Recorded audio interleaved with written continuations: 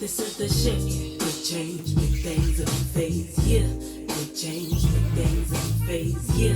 Big change, big things, every phase, yeah. Every phase, yeah.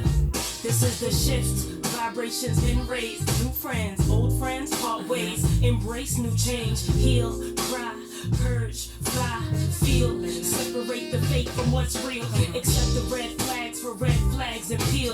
Don't stick around just to stick around. Okay, we're back from that break. What it's telling you for real? What's the deal? While we kill our own self-worth. And this sister right here is on fire. I don't even want to waste no more time. That self-worth. I just want to head on and get on the conversation. Because she's burning. She's on flames right now. Change big things in a phase, yeah. Big change, big things in a phase, yeah. Big change, big things in a phase, yeah. In a phase, yeah. This is the shift, so welcome to a new age. Age of Aquarius, welcome to a new day. Consciousness been raised, we changing how we do things. Balancing the mood swings, we living in a new way. New life and a new aim, new fame and a new wave. Ego was maintained. Welcome to VTV V Radio. Hello everyone, this is Lizzabitty, live from Visnec Lizzabitty, Radio. I want you to introduce yourself proper. I mean, people know Lizzabitty to be Lizzabitty, but they don't know the actual name. I'm talking about, even if you don't want to give the middle name, because that's like the government name, you feel me? Just put it out there. What's your name? Okay, that would be Lizzabitty. Lizzabitty? Yeah, that's your my name. name. That's my name. That's my name. Okay. That's my name. Okay. So, you gotta speak a little louder. So. Oh, I need to speak a little louder. Yeah. Okay. Is it better? Sorry. Okay. Let me come a little closer Okay. here. Cool. Okay. Let me come a little So, closer. I want you to give us a little background into, where you started from as a child. Being a black person living in America. Okay. A little insight into how you related to your parents, your upbringing, and stuff like that. I know you can't give everything here, but the ones that you can actually tell us, we want to know. Well, this is a unique story. I don't think I've ever shared this story even on my YouTube channel or my podcast, but I'll delve into this. I am the youngest of an elder sister. Okay. Two of this union between my parents. Okay. And my parents originated from Oklahoma. Okay. But I was born in Texas as well as my sister. And growing up, my parents divorced at an early age. However, the angst between the two of them, I really was not able to express myself as I wanted to as a kid. Just because the nature of parental personalities. Does it vary from when you talk about parental personalities? Does it vary from home to home, or is it a racial thing, or what was it? Vary from home to home. Okay. My mother was strict, but loose in terms of her rules in other areas. So I know that's kind of like an oxymoron. Right. And I would say the same for my father, but just in terms of both of their child rearings, they were vastly different. Okay. Certain things I could get away with, let's say with my mom, I couldn't necessarily get away with those with my dad. And so that caused, of course, a lot of issues. My father is what you would call the epitome of a holy roller. Okay. Versus my mother was not so much. However, she recognized or had in her being that certain religious tenets we were to follow. And so I guess you can say they actually joined at that point of reference. And so as a kid, a lot of angst and questions that I had, I could not get answered because growing up in the South, yes, Texas is the South, contrary to others' beliefs. Excuse me. we were not allowed to ask a lot of questions. And so at an early age, I knew that what was being perpetuated to me was not the truth. Okay. And so even at that, my mother had her own struggles. I'll say this, my mother was adopted, and so she suffered from an identity crisis. This comes out later in her life. We didn't know what to call it at the time, but that's what she was suffering from. So when you say identity crisis, is it her skin tone? No, not knowing from where she come from. Okay. Not knowing her mother and her father. Okay. She was All adopted. Right. Okay. And so she didn't know where she came from. All right. And so that led to a lot of issues with personal identity. Even though she had adoptive parents who were awesome to her, and she grew up very, very well. My grandparents took care of her and my uncle very, very nicely during the times in which they grew up, when you think about the late 40s into the 50s. And so that issue, but again, I was a kid, I didn't know what you call it. And so that led to our relationship being very, very strained because of her own personal struggles. Okay. And so I didn't have an outlet, even with my father. I didn't have an outlet to discuss what I was feeling with my mother. It wasn't until, I would say, maybe the 6th grade, I was in this program called the I Have a Dream Foundation. And you all can Google this. Okay. This is real. That's when you were in 6th grade? 6th grade. Wow. Roughly 12, 13 years old. Wow. I was always had a foundation already. I had a foundation, but my mother was not, she was a very intelligent woman. Okay. And I inherited that from her. And so because of that, from the time I entered school, I was always in advanced classes. Because of my mother's brilliance, she gave it to me.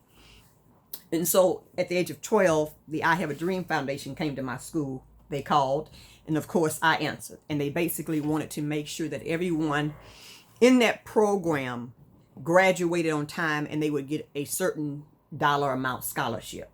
I was a recipient of that. The actual founder of that actually helped me get into Columbia University. This is going to happen like umpteen years down the road, right, entering graduate school, because he knew me personally. And Columbia, if you don't know, is an Ivy League school in New York City, and it is very, very expensive. Right. And at the time when I finally got acceptance, they were not willing to give me a full ride. Mr. Lane came in and asked them to give me more money. They still wouldn't give me a full ride. I subsequently did not accept Columbia and went to the University of Minnesota, because the University of Minnesota gave me a full ride and they were paying me to go to school. So that's where I went. So that's how that trajectory actually changed my life. So as a teen, I went with a go along, get along gang in terms of going to church, all the while still listening to secular, what we call secular music, right, and all of that. But of course, something still in my being was not right. I knew something was not right. And it wasn't until I entered college at 18 that I had my awakening, if you will. And okay, well, with the awakening, what do you mean by awakening? The awakening allowed me to understand that a lot of the religious things that I had been thinking about, attempted to practice, because I tried Islam, it didn't work for me. To see that all of this was really, to be fair, a lot of malarkey. I don't want to say a pack of lies, but because there's a lot of truth even in some of these religious books, right, and doctrines. There's some truth in that. Okay. So I'll say malarkey and hogwash. But I read Dr. Anthony T. Browder's book, The Browder File, and it changed me as a human being in a way I honestly I cannot even articulate. So okay, reading the book, yes, actually trigger something in you. Yes. That brought about the awakening you're talking about. Of course. Okay. Of course. So do you think this knowledge could have been passed on to you by your parents and they denied you that? Of course Do they you could think have. they were aware of it, or they just did not know what it was? I'll say yes. I don't want to say that they were not aware of it, but people are always paralyzed by fear. Mm-hmm. And they allow fear to take over them at all costs. For me personally, I'm not fearful of anything. I can tell. Because we're born to perish. Right. So, for my parents, they didn't have that same frame of thought. And so, even though they were trying to give us, my sister and I, what they considered to be a sense of normalcy, that wasn't the case. My sister didn't question much. But remember, I told you, I inherited my mother's intellect. Right. Right. And even for her, when my grandmother would talk about her growing up as a kid, she was never a person that would accept what you say. Mm. But she wanted us, my sister and I, to accept what she says without challenging.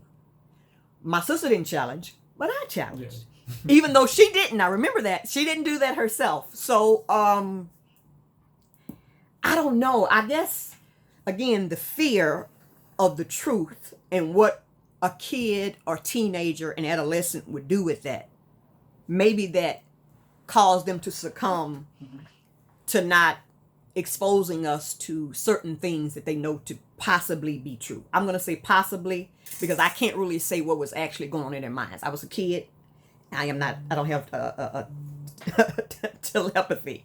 So I can't really say what was actually going on in their minds. So that pretty much sums up that.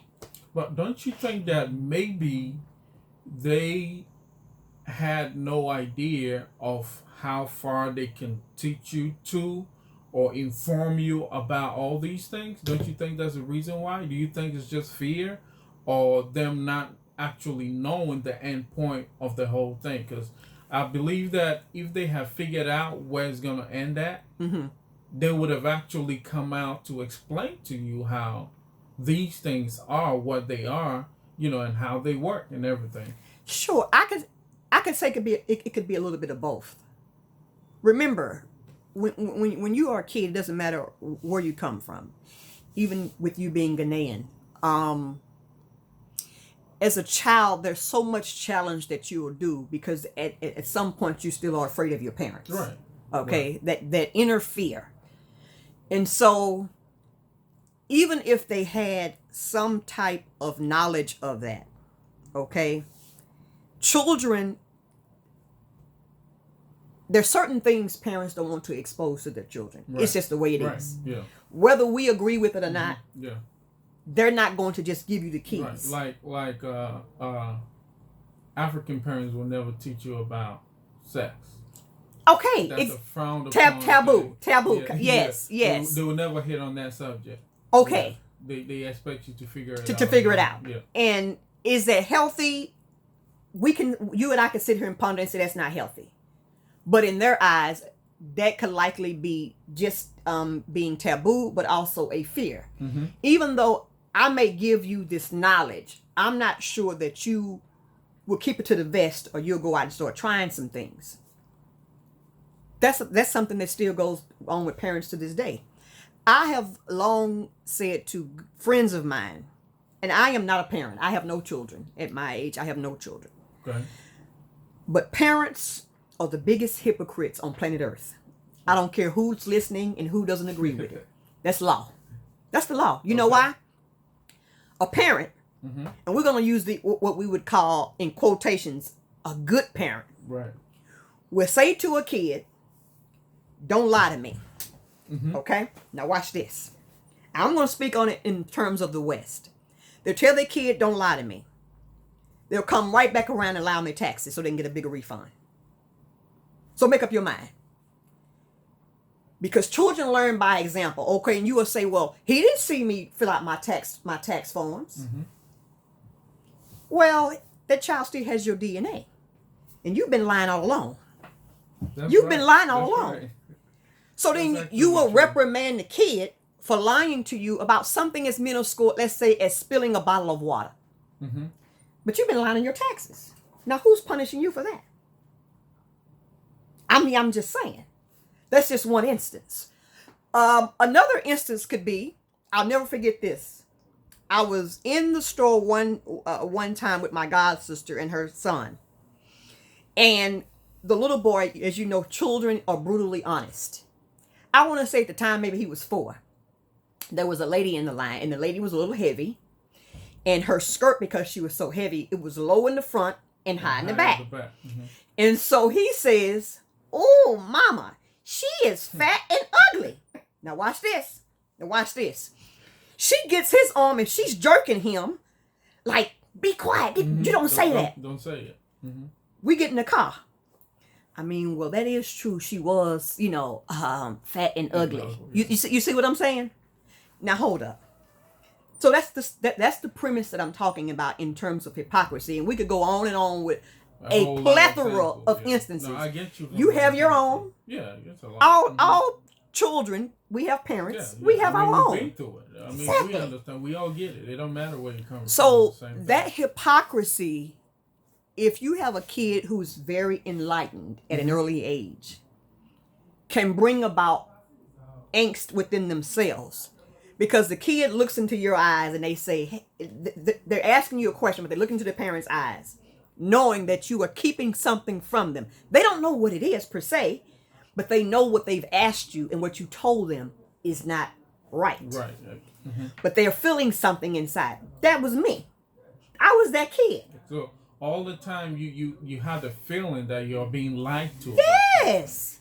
And what I'm trying to get at is it because they knew and they didn't want to teach you, or they were scared, or they didn't know how it was going to come out when they start and they're not able to finish? But that's what I'm saying. I think it's a mixture of all of that.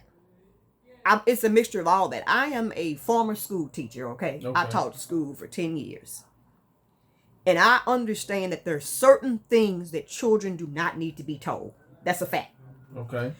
Because even if you have a bright child, there are certain things, because of their age and their adolescence, their naivete, they cannot hold, they can't process. Even though they could solve all these mathematical equations and all these theories and all this stuff. I recognize that there's some things that children shouldn't be told. And that could be, based on what you said, a mixture of all three. Be it the fear, they knew they want to tell me, or they just decided in their omnipotent ways, I'll raise them as I want to raise them. And what you will find is that is the story of 90% of parents on planet Earth. The parents who decide to make a conscious effort to be as radical, I use the word radical loosely, but that's what our society would call them, is that percentage of the ones who would actually be forthright in all areas with their children, when the children especially comes to them about religion, that percentage is small. I'm talking globally, not just in one place. I'm talking on a whole spectrum. Right. So, yeah, typically parents are just not, because again, as I said, they're the biggest hypocrites moving. Okay. That's who they are. Let's go into the story again. Let's get back to it. Let's get back. Okay. So at 18, you were awakened. Yes. Okay. And what happened after? Who taught you about the things that you know now that actually triggered you to move? Did you have any mentors that you followed, or you just kept reading books?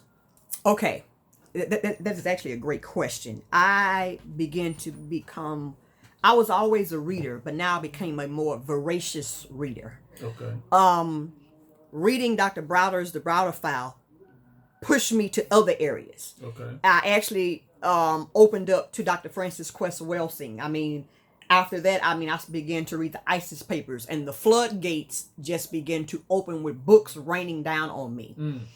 And I have to be honest with you, when the first time I went home from college, my first break, and I was a scholarship recipient at school. The first time I went home, at this time I was staying with my godparents, and the first time I went home, and I articulated that I could not continue to practice this thing that we call Christianity anymore. Mm-hmm. and you would have thought that World War X had come through. No, real talk. Serious business. So what? Okay, give me a typical example of something that happened, an instance that happened when you actually. Okay, told them so when I told my godfather that, the next day was actually Sundays to go to church, okay, right? Okay. So he told an elder in the church what I had told him, and he had this particular elder come to me and say, well, you know, if you say that you're not going to do this, you know you're going to hell, right? And I said to the elder, I mean no disrespect, but the way you folk practice Christianity, y'all all going to hell anyway. Like how you come just straight up? Straight up. Oh, and he went back and told my godfather, you know she's very disrespectful now. She done got down in that school. She got a little bit of this much education, and now she thinks she know every damn thing. And that was not the case. But who are you to tell someone that they are doomed for damnation? Because the same person that he asked to come to me, I mean, I heard his sons talk about how he been cheating on his wife from his sons. Yeah. But you come to tell me that you going to hell. That I'm going to hell just because I say I can't do this no more. And so what that also caused me, you know, I had a lot of angst because every time I would come home, I don't practice any holidays except for my birthday. I'm not buying all these gifts. I'm not doing none of that stuff. It's all propaganda. So when I would come home from college, and many times it would be because of how the school would position school breaks centered around holidays. Right. And so I would be looked at as a pariah, in the sense was, you know, she don't practice this, or we ain't giving her nothing, to make a big deal out about it. I mean, I was, at first it was hard. It was hard. Because when you have been your whole life accustomed to one way of doing things, and all of a sudden you're making a drastic change, it's difficult.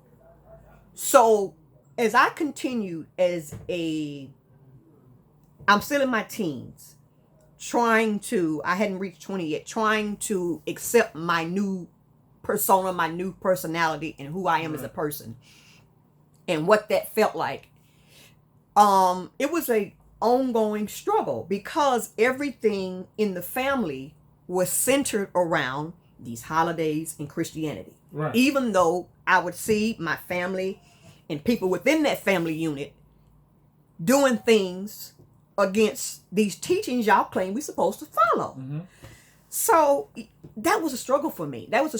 Even going to, and I went to what we call an HBCU, which is a historically black college and university in America. Right. And I loved it. I'm going to back up just a little bit.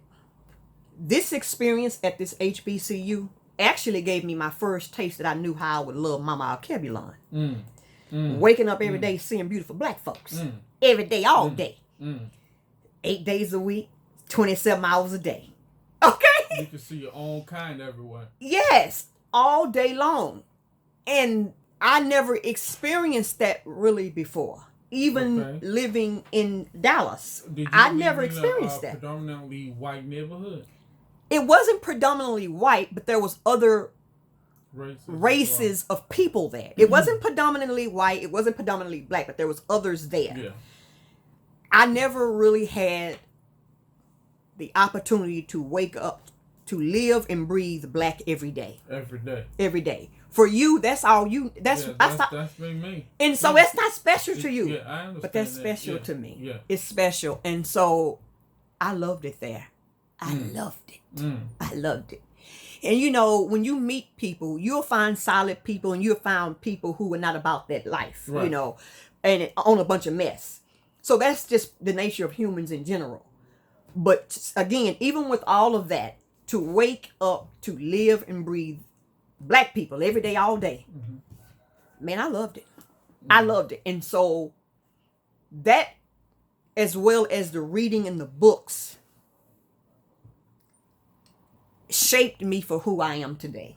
Okay, so that actually sent you all the way traveling around just so you don't lose yourself. It did. But keep in mind, I was still a young adult. in trying to navigate this system with a history of lies as it pertains to Orthodox religion. Okay? Because as I said, I tried Islam. I've tried to read Confucianism texts, Buddhist, Hindu, all this stuff. Okay? No. Didn't work. No, that's not for us. That's not for us. That's why it don't work over here. See, some of that works for people who like, a friend of mine said, well, we have to have that for structure. No, you don't. You can structure yourself if you have a strong constitution. Right. As my papa always say. Right. You need a strong constitution. Right. So you don't necessarily need that to give you structure. We're structured in our lives in other areas. Mm-hmm. But when it comes to Orthodox religion, we tend to use that for the angst of other mess that goes on within our lives, within the world. And so, yeah, that opened me up. And by the time I got to graduate school, I was pro-Black sister number one.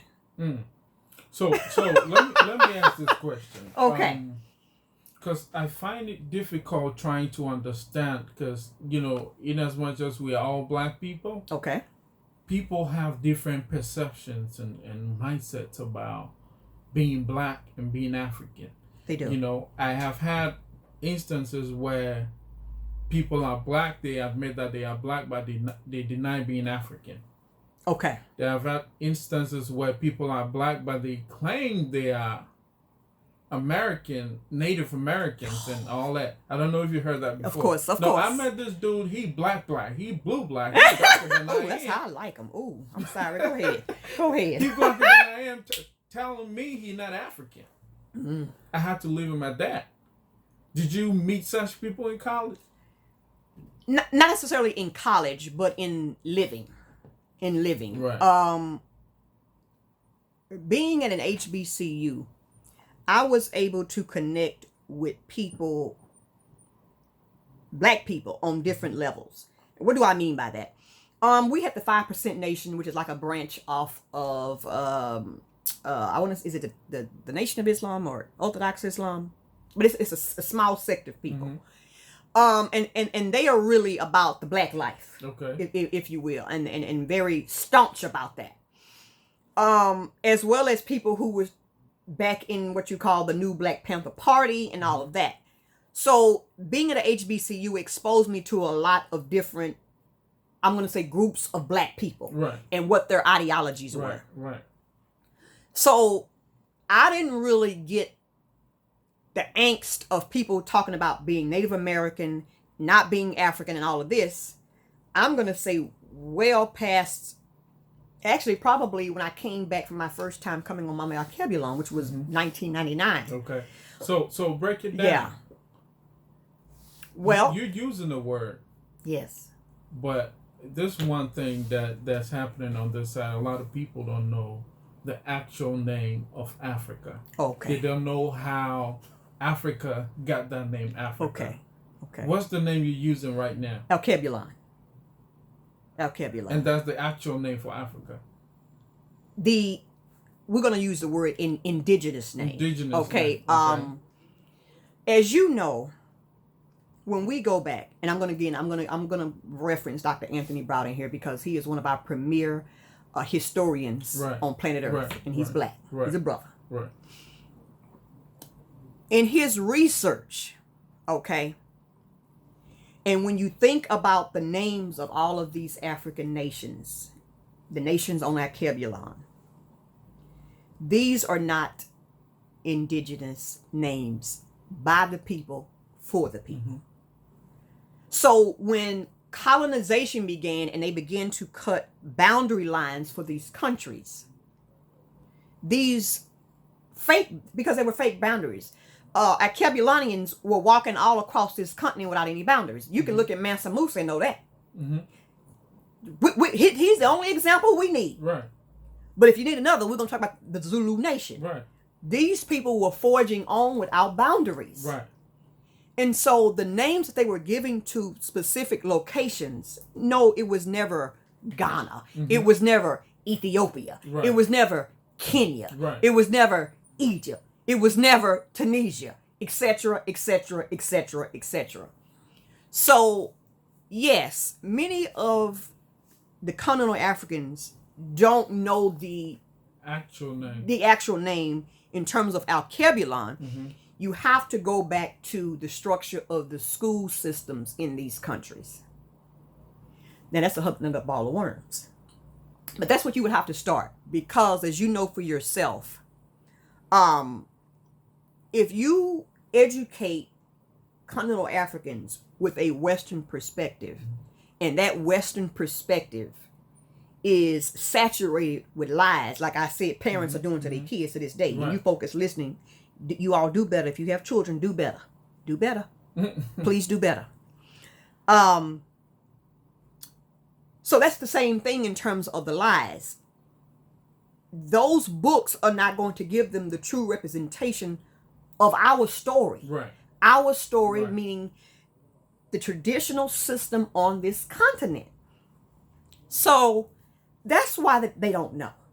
You know, even since I've been on this particular visit here in Ghana and going to a lot of villages this time, the villagers know. They don't, and it's not that they don't care. They were never taught. And I cannot use ignorance against someone. I can't. That's wrong. So. But I can enlighten. Right. So thanks for the education you've given to Okay. us. I've had an incident where I was explaining to some brothers from the diaspora Okay. about, people here, and they thought people were ignorant, about slavery and everything. So we actually have to step out the street and ask a few people about what they think about slavery, and they did not know. And it all boils down to the kind of education system And there you go. we have here. That's right. The kind of books that we read. That's right. Now, I keep saying this, and I was mad at that, because we will sing songs of the London Bridge, and, you're going to go and try to get a visa to get to the UK to see the bridge. They're not going to let you. No, sir. So why are you teaching us all these things? And that's the kind of system that we went through, and that's the kind of system that we are following.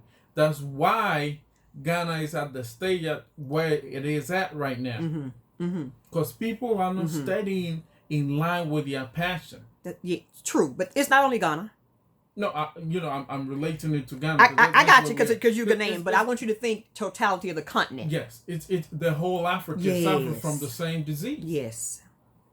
You Agreed. see what I'm saying? No, I do. And that's the problem. That's a big problem that we have here. We are losing everything to the Western culture. Yes. And I wish that you all wouldn't. Like, I love you all's clothing. I love how the men dress. It is so dapper and sexy. When the men wear their traditional clothing, I mean, it is the most beautiful thing you've ever seen. Okay?